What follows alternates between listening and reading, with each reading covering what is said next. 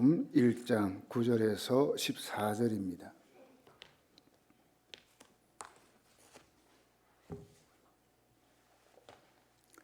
신약 성경 요한복음 1장 9절로 14절 제가 읽도록 하겠습니다.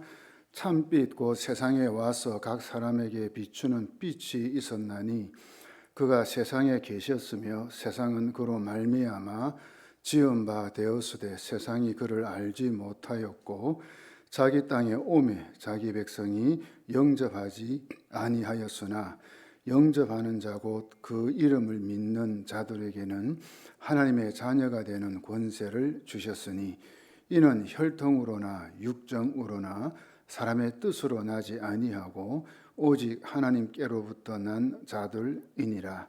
말씀이 육신이 되어 우리 가운데 거하심에 우리가 그의 영광을 보니 아버지의 독생자의 영광이요 은혜와 진리가 충만하더라. 아멘.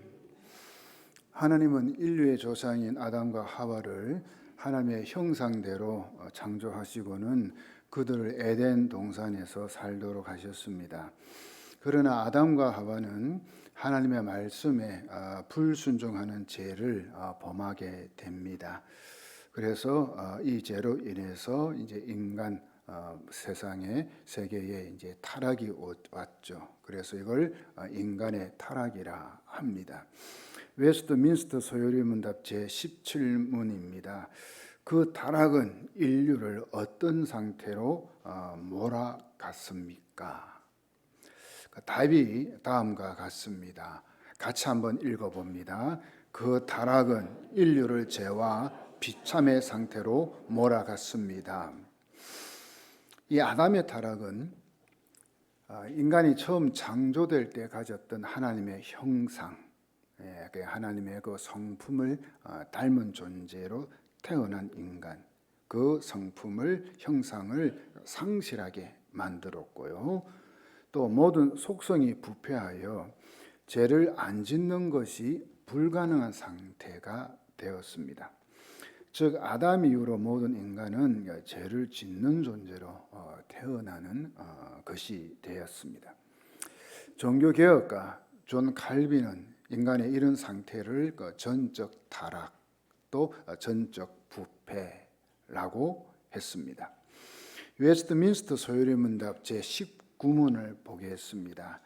사람이 타락해 들어간 상태의 비참함은 무엇입니까? 그러니까는 죄로 인한 타락 그리고 그 결과가 비참함인데 그게 뭐냐?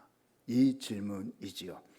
답을 한번 보겠습니다. 우리 답도 같이 한번 읽어봅니다. 시작.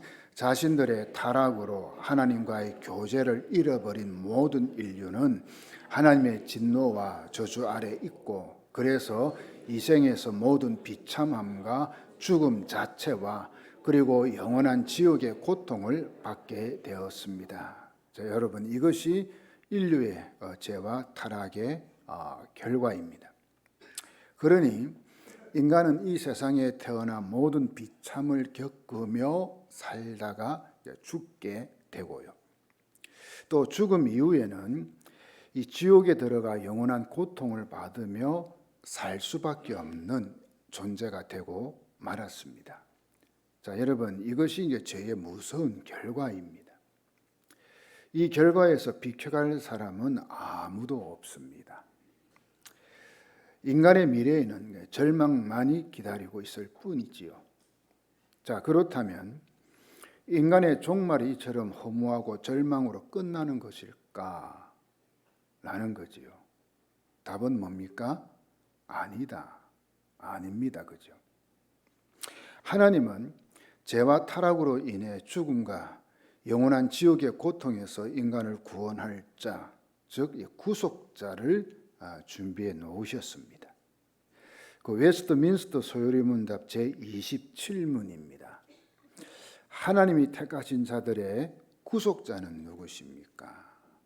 우리가 이미 계속해서 보고 있는데 하나님은 창세전에 선택했죠. 그죠? 구원받을 자, 하나님의 자녀를 선택하고 예정하셨다. 우리가 이미 봤습니다. 그 말이죠. 하나님이 택하신 자들의 구속자는 누구십니까? 그러니까 하나님께서 선택한 사람. 그래서 그 우리 선택받은 사람을 구속할 자, 구원할 자가 누구냐? 라는 질문입니다. 자, 답을 볼까요? 또 우리 조금 깁니다마는 우리 또렷하게 한마디씩 같이 읽어봅니다. 시작. 하나님이 선택한 자들의 유일한 구속자는 주 예수 그리스도이신데 그는 하나님의 영원한 아들로서 사람이 되셨고 그래서 두 개의 구별된 본성이지만 한 인격으로 하나님과 사람이셨고 영원히 계속하여 신인이십니다. 요 신인은 뭐죠? 하나님이고 사람이다. 그래서 신인.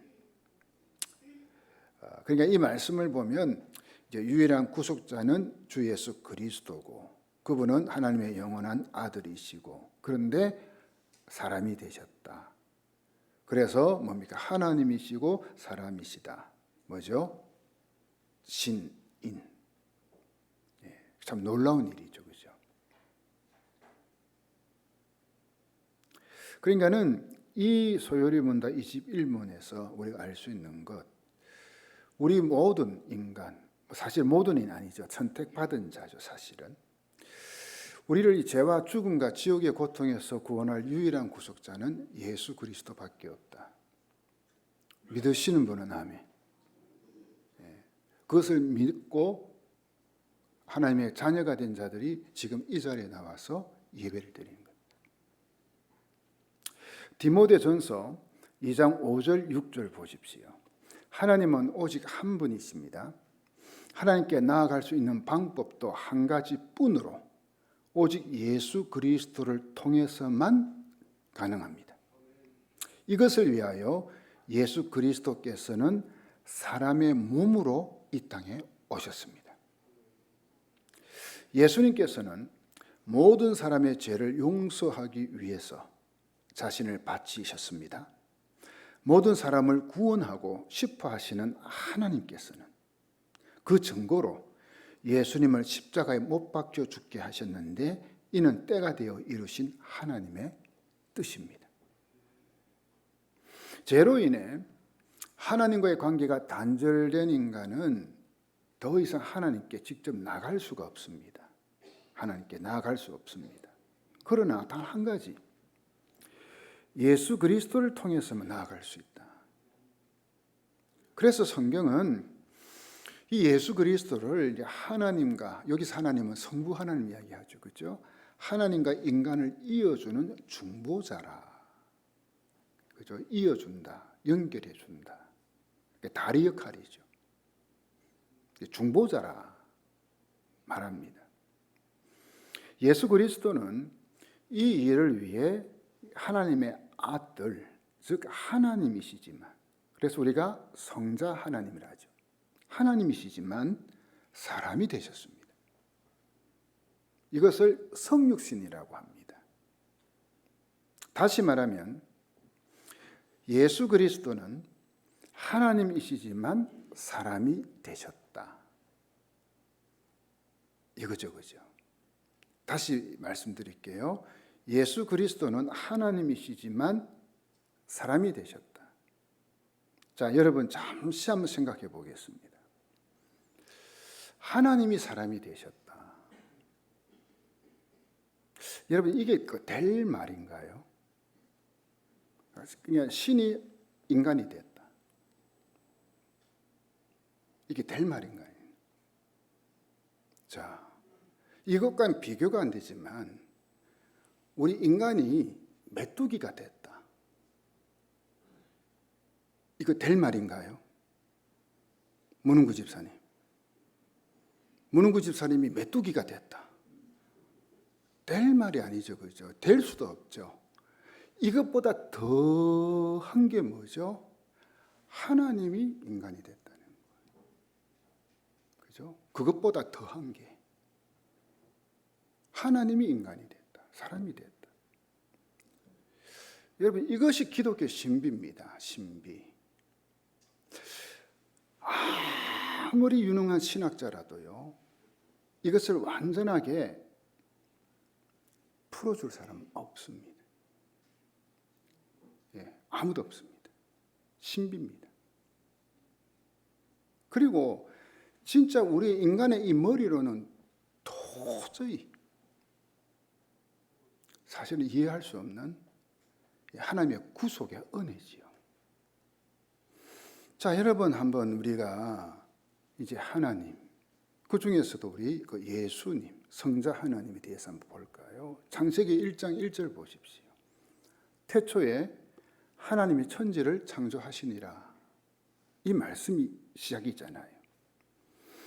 자, 하나님은 천지 만물을 창조하신 분이셔요. 근데 천지 만물을 창조하신 분이 여기는 하나님이라고 되어 있지만 사실은 뭐냐? 복수예요. 뭐죠? 삼위일체 하나님 다 여기 들어가 있어요. 성부 하나님, 성자 하나님, 성령 하나님. 이 삼위일체 하나님 다 가르쳐요. 그러니까는 이 천지 만물을 창조하신 분은 우리가 흔히 이야기하는 하나님, 그죠? 성부 하나님만 생각하는데 no. 성부 하나님, 성자 하나님, 성령 하나님이 같이 하신 일이에요. 그래서 나중에 성경 보면은 우리가 나와요. 참 묘하죠. 자, 그 다음에 요한복음 1장 1절에서 3절 한번 우리 보십시다. 자, 잘 보십시오. 태초에 말씀이 계셨다. 그 창세전이죠. 그 말씀은 하나님과 함께 계셨다. 그 말씀은 하나님이셨다. 그는 태초에 하나님과 함께 계셨다. 모든 것이 그로 말미암아 창조되었으니 그가 없이 창조된 것은 하나도 없다. 자, 이 말씀에서 이 말씀은 누구를 가리킬까요? 성자 하나님 예수 그리스도. 그래서 나중에는 이 말씀 나오죠. 말씀이 뭐가 됐다? 육신이 됐다. 마음에 사람이 됐다. 자, 요한복음 1장 14절 한번 보겠습니다. 우리말 성경인데 한번 우리 또렷하게 읽어봅니다. 시작. 그 말씀이 육신이 돼 우리 가운데 계셨기에 우리는 그분의 영광을 보았습니다. 그것은 은혜와 진리가 충만한 아버지의 독생자의 영광이었습니다. 자, 그 말씀이 뭡니까? 육신이 됐다. 그 태초에 말씀이 있었고요. 그 말씀이 누구라고요? 하나님이다. 그런데 그 하나님이 육신이 됐다. 바로 예수 그리스도가 이 땅에 인간으로 오신 사건을 이야기하는 거죠. 웨스트민스터 소요리문답 제22문을 한번 보십시오. 하나님의 아들이신 그리스도는 어떻게 사람이 되었습니까? 그 다음 답을 한번 볼까요? 자, 우리 답은 우리 같이 한번 읽어봅니다. 시작. 하나님의 아들이신 그리스도는 자기 자신에게 참 몸과 지각 있는 영혼을 취하심으로써 성령의 능력으로 동정녀 마리아에게 잉태되어 탄생하셨으나 죄는 없으십니다. 이미 우리가 알고 있는 사실이죠. 자, 여러분 보세요. 천지 만물을 창조하신 하나님, 무한하고 영원하고 불변하시는 하나님이 사람이 되셨다는 거예요. 그것도 이 마리아라는 처녀의 몸을 통해서 사람으로 태어났어요. 그리고 태어날 때 누울 곳이 없어 이 마구간의 그 구유에 그냥 니는 어떻게 보면 가장 천하고 낮은 자리까지 내려오셨어요. 누가요? 하나님이.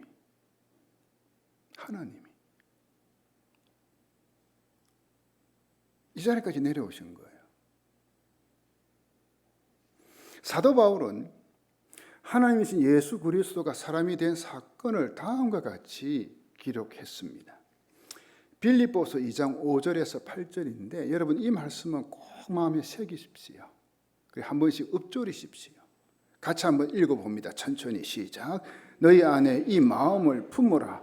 곧 그리스도 예수의 마음이니 그는 근본 하나님의 본체시나 하나님과 동등됨을 취할 것으로 여기지 아니하시고 오히려 자기를 비워 종의 형체를 가지사 사람들과 같이 되셨고 사람의 모양으로 나타나사 자기를 낮추시고 죽기까지 복종하셨으니 곧 십자가에 죽으심이라.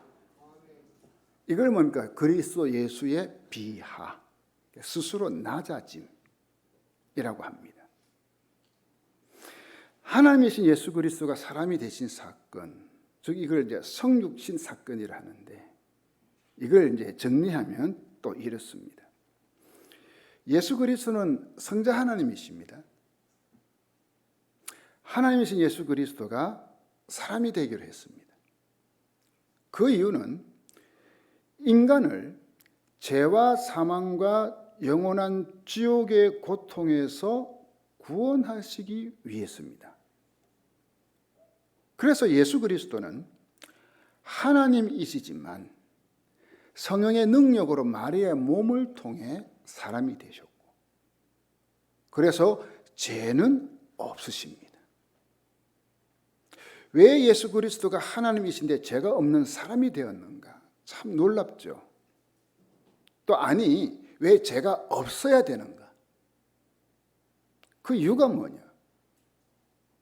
우리는 깊이 생각해 봐야 됩니다. 왜냐하면 죄 있는 사람이 죄 있는 사람의 죄를 해결해 주거나 대신해 줄 수 없기 때문에 그래요. 어느 사형수가 다른 이 사형수를 너무나 사랑하고 좋아했어요. 그런 나머지 이제 그 간수에게 교도소 이 간수에게 간수님, 제가 저 사형수 대신 사형 당하겠습니다.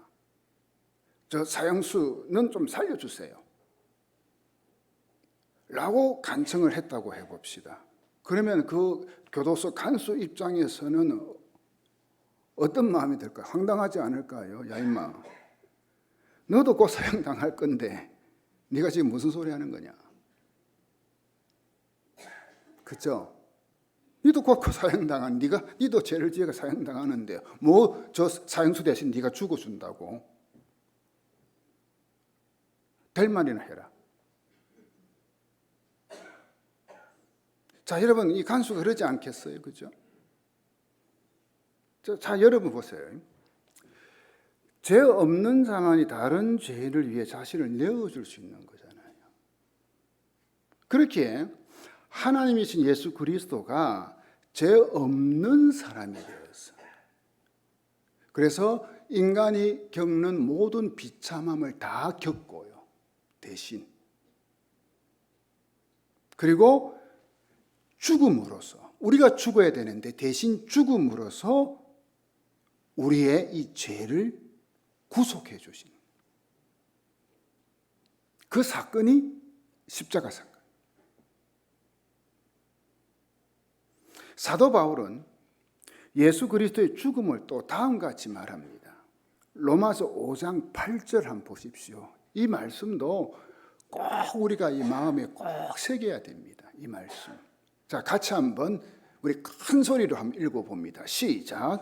우리가 아직 죄인 되었을 때에 그리스도께서 우리를 위하여 죽으심으로 하나님께서 우리에 대한 자기의 사랑을 확증하셨느니라. 하나님이신 예수 그리스도가 사람이 되어 죄가 없으시지만 십자가에서 사형당하여 죽으신 이 사건은 우리 인간을 향한 하나님의 사랑, 이 하나님의 사랑을 확실하게 보여주는 사건이라. 정말 로마서 5장 8절 이 말씀은 우리가 평생 동안 가슴에 새겨야 될 말씀입니다. 그런데 안타깝게도 이 놀라운 하나님의 사랑을 알고 받아들이는 사람이 그렇게 많지 않더라 라는 거지요. 예수님께서 사람이 되셔서 이 땅에 오셨을 때도 그랬고 지금도 마찬가지고요. 요한복음 1장 9절에서 10절 한번 보십시오. 참빛이 있었다. 그 빛이 세상에 와서 모든 사람을 비추고 있다. 그는 세상에 계셨다. 세상이 그로 말미암아 생겨났는데도 세상은 그를 알아보지 못하였다. 여기서 참빛은 예수 그리스도를 가리킵니다. 참빛이신 예수 그리스도가 이 세상에 사람으로 오셨다는 이야기죠. 그래서 어둠, 즉 죄악으로 가득 찬 세상에 이 참된 진리의 말씀을 전하여 그 말씀을 듣는 사람, 진리의 말씀을 듣는 사람들이 어둠에서 빛이 되게 하시는 거예요. 그 일을 위해서 사람으로 오셨다는 거예요. 하나님이. 그러나 사람들은 예수 그리스도를 알아보지 못했고 받아들이지 않았다는 거죠. 우리가 복음서 보면 알잖아요. 그러나 예수 그리스도를 받아들이는 자, 즉 그분을 믿는 자에게는 하나님의 자녀가 되는 권세를 주셨습니다. 그런데 오늘 이 말씀을 보면 하나님의 자녀가 되는 것은 어떤 우리 인간의 조건이나 또 노력 혹은 의지로 되는 것이 결코 아닌 것을 우리가 알아야 됩니다. 단 하나 오직 하나님의 뜻으로 말미암은 은혜의 역사라는 사실입니다. 요한복음 1장 12절 13절이 그걸 우리에게 알려주고 있습니다. 같이 이 말씀도 우리가 정말 중요한 말씀입니다. 같이 한번 크게 읽어봅니다. 시작. 영접하는 자, 곧 그 이름을 믿는 자들에게는 하나님의 자녀가 되는 권세를 주셨으니 이는 혈통으로나 육정으로나 사람의 뜻으로 나지 아니하고 오직 하나님께로부터 난 자들이니라. 자, 여러분 이것을 아셔야 합니다. 여러분이 예수님을 믿게 된 것은 보통 그렇게 이야기하죠. 아, 내가 예수 믿기로 결심하고 교회에 나와서 예수 믿게 되었다. 보통 그렇게 말을 하죠. 근데 그건 사실은 정확한 말 아닌 거 아시죠? 사실은요, 성령 하나님께서 여러분의 마음에 예수님을 믿을 마음을 심어주신 거예요. 어떤 분은 그러더라고요. 갑자기 마음에 예수 믿고 싶은 마음이 들더라. 그래서는 교회 나오고 싶어서 나왔다. 본인이 예수 믿을 마음을 가진 것처럼 보이지만 사실은 뭡니까? 성령님이 그 사람 마음에 그 마음을 심어준 거예요. 감동을 준 거예요. 하나님이 하신 거예요. 우리가 이미 지금 계속해서 보고 있는데 하나님은요, 창세전에 저와 여러분을 하나님의 그 택한 자로 예정하셨다는 거 우리 이미 봤잖아요. 저는 이것만 하나 보더라도 하나님 앞에서 뭐라 말을 할 게 없어요. 아니 세상에 내가 누구라고, 내가 누군데 어떻게 하나님이 창세전에 나를 택했냐, 택하셨냐, 하나님의 자녀로. 여러분도 마찬가지 아닌가요? 여러분이 누구신데, 누군데, 뭔데 세상에 창세전에 하나님이 선택하셨다니.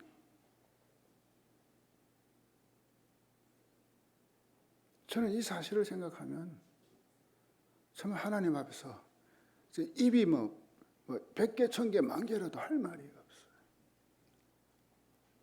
그 하나님의 그 은혜에 대해서.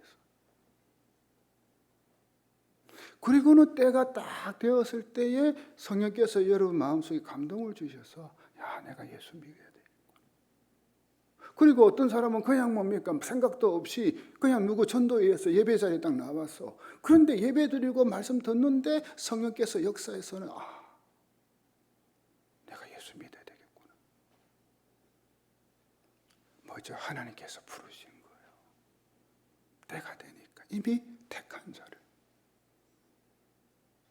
그래서 에베소서 2장 8절 9절에서 사도 바울은 이런 말을 하지요. 여러분은 믿음을 통하여 은혜로 구원을 얻었습니다. 이것은 여러분에게서 난 것이 아니요 하나님의 선물입니다. 잘 보십시오. 이것은 그죠? 구원은 여러분에게서 난 것 아니야. 그죠? 하나님의 선물이라. 행위에서 난 것이 아닙니다. 내가 뭡니까? 착하고 선한 일 하고 이것저것 하고 그래서 구원받았다 아니라는 거지요. 그러므로 아무도 자랑할 수 없습니다. 여러분, 구원 문제뿐만 아니라 우리가 정말 하나님의 은혜에 대한 감사가 있고 감격이 있고 체험이 있으면 우리가 정말 하나님을 위해서, 이 복음을 위해서, 교회를 위해서 열심히 섬기고 충성하고 헌신하잖아. 그렇죠? 그것도 내가 잘났어요? 아니요. 그것도 하나님의 은혜 주시니까. 그러니 내가 열심을 다해서 주일을 한다고 해서 내가 뭡니까? 뻐기거나 자랑하고 과시할 게 있어요, 없어요? 없지요. 더 감사해야죠. 더 겸손해야죠. 아니 내가 뭔데, 내가 누군데 하나님 이렇게 나를 하나님이 이래 사용하시나. 그거 생각하면은 도무지 이해가 안 돼. 그걸 깨달으면 어떻게 돼요? 더 감사하게 되고 더 겸손하게 되는 거지. 근데 이게 신앙이 잘못된 사람은 열심히 하면 뻑이거든. 내가 그래도 우리 교회에서 기둥 같은 사람이다. 내가 없으면 우리 교회 안 된다 등등. 그건 은혜를 잘못 받은 사람. 잘못 받은 사람. 모든 게 은혜인 거예요. 여러분, 창조가 전적인 하나님의 능력으로 이루어진 것이라면 구원은요 전적인 하나님의 은혜로 말미암은 것임을 믿으시면 아멘. 순전한 기독교라는 참 유명한 책이 있어요. C.S. 루이스가 지은 책인데 이분을 20세기 기독교 최고의 변증가라. C.S. 루이스. 이분은 원래 무신론자였어요. 뭐 사실은 이제 믿는 부모 가정에서 태어났는데 이 젊은 시절 그냥 막 무신론자, 하나님 없다. 그렇게 살았던 사람이었습니다. 그리고 굉장히 학식이 있었어요. 영국에서는 최고의 대학 다 두루두루 다 섭렵했고요. 이번에 책을 보면은 진짜 막 감당이 안 돼요. 어떻게 이렇게 이런 글을 쓸 수 있나. 대단한 분입니다. 세상적인 지식, 학식도 어마어마한 분입니다. 이분이 30세 때 진짜 하나님을 만나게 돼요. 그때가 1929년인데 예수님을 인격적으로 받아들이는 거죠. 영접한 거죠. 그는 자신의 회심의 순간을 다음과 같이 고백합니다. 제가 한번 읽어드릴 테니까 잘 따라와 보십시오. 내가 너무나 두려웠던 일이 마침내 일어나고야 말았습니다. 1929년 여름 나는 드디어 항복했습니다. 하나님이 하나님이시라는 사실을 인정했으며 무릎을 꿇고 기도했습니다.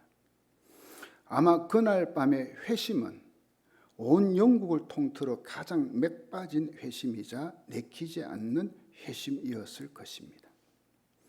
지금은 너무나도 찬란하고 선명해 보이는 그 일이 당시 내 눈에는 그렇게 비치지 않았습니다.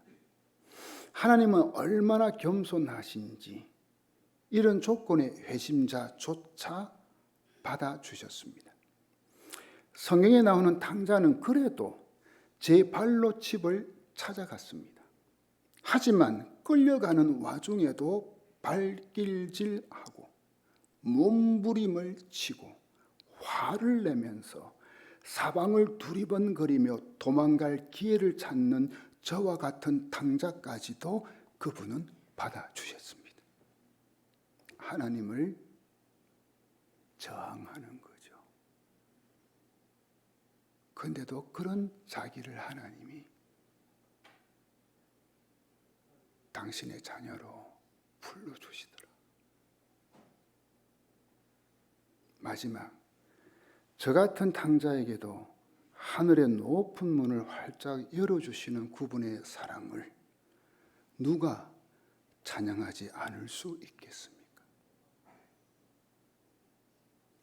이 회심 사건, 제가 요즘 앞에도 회심에 대한 말씀드렸죠. 여러분, 솔직히 제가 말씀드릴게요. 한국교회 어느 교회든 주일날 여기 나와서 예배 드린다고 다 회심했을까? 진정으로 예수님을 인격적으로 만났을까? 그럴 수도 있지만 저는 그렇지 않다고 봅니다. 그냥 왔다가 그냥 아이고 예배 드리고 그냥 가는 사람 한두 명일까요? 저는 우리 교회는 그런 분 없기를 바라지만 현실은 왜? 뭘 보면 알 수 있을까요? 정말 하나님을 만난 사람, 내가 하나님의 자녀가 되었다는 게 이게 진짜 하나님의 놀라운 은혜구나, 하나님의 선물이구나, 이걸 깨달은 사람은요, 첫 번째로 나오는 게 뭐냐? 예배드리는 모습이 달라요. 예배가 달라요. 습관적으로 안 들어요. 어떻게 찬양을 하는데 그렇게 성의 없이 불러요? 어떻게 말씀 듣는데 그렇게 엉뚱한 짓 해요? 한 번씩. 그 사람은 저는 회심하지 못했다고 저는 봐요. 제 말이 틀렸나요? 진짜 하나님 만나보세요. 이 구원의 은혜에 대한 그런 감격이 있어 보세요. 어떻게 하나님 앞에 나와서 하나님을 찬양하지 않을 수 있겠습니까? 어떻게 하나님 앞에서 진정으로 온 마음을 다해서 예배드리지 않을 수가 있겠습니까? 심각합니다, 한국교회. 심각합니다. 저는 우리 교회 그런 분 없기를 바랍니다. 저 같은 탕자에게도 하늘의 높은 문을 활짝 열어주시는 그분의 사랑을 누가 찬양하지 않을 수 있겠습니까? 여러분, 이게 C.S. 루이스만의 고백이어야 됩니까? 창세전에 택하여 주시고 때가 되어 불러주신, 그래서 하나님의 자녀로 삼아주신 우리 모두의 고백이 되어야 되지 않을까요, 여러분?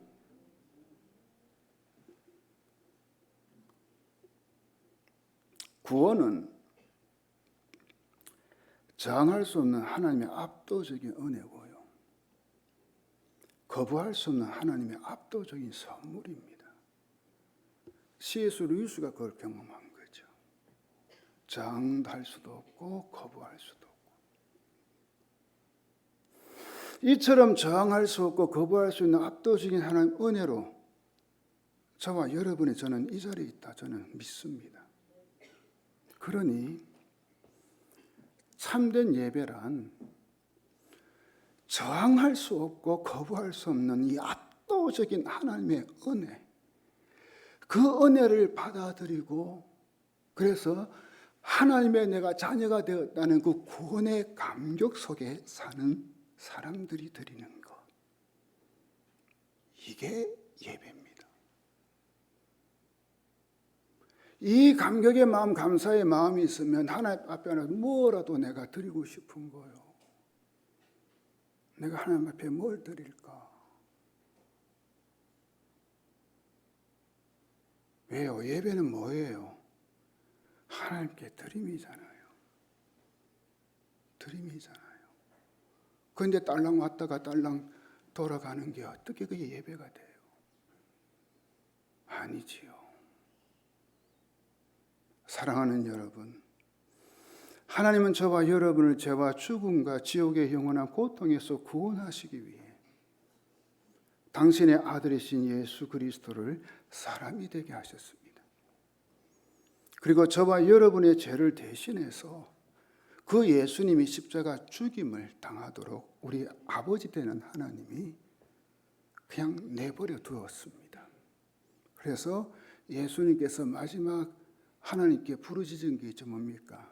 엘리 엘리 라마 사박다니, 나의 하나님 어찌하여 나를 버리십니까? 그래서 그 사실을 믿음으로 받아들이는 자에게는 하나님의 자녀가 되는 이 놀라운 권세를 주신 것입니다.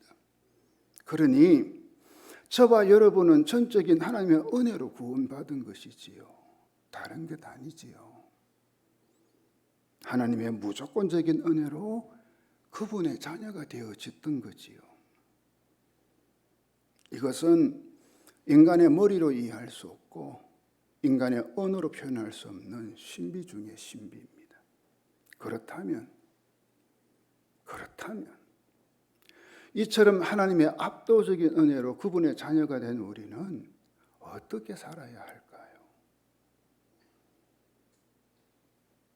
아니, 어떻게 살 것 같은가요?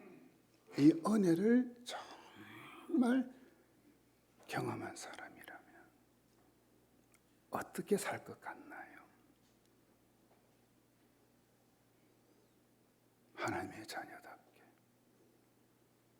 하나님의 자녀답게 살아야 하지 않을까요?